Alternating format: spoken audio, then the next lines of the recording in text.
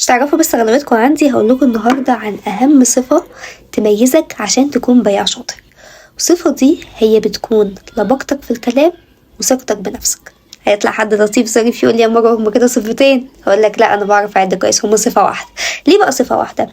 لان انا هنا بوصف مش حضرتك، يعني انا ماليش علاقه بثقه حضرتك بنفسك، انا ليه علاقه بثقه حضرتك في المنتج اللي حضرتك بتبيعه.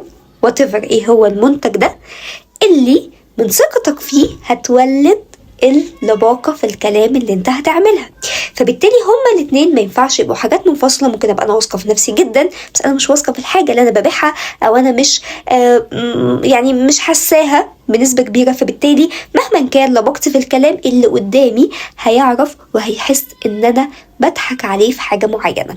فانت عشان تكون بياع شاطر وناجح وتقدر ان انت تبيع الحاجة بتاعتك بسهولة، لازم تكون واثق في اللي انت بتقوله، عشان مهما كان لباقة لسانك فثقتك في المنتج بتاعتك هي اللي بتولد عندك كلام يقدر ان هو يبيع اكتر بكتير قوي من الكلام اللي ممكن انت تحفظه او الكلام ممكن تألفه عشان تبيع الحاجة بتاعتك دي. فلازم بقدر الامكان يبقى عندك لباقة وعندك ثقة في اللي انت بتبيعه، وتبقى عارف ان اللي انت بتبيعه ده هو بيقدم الفاليو اللي احنا اتكلمنا عليها اللي مش موجودة عند حد تاني.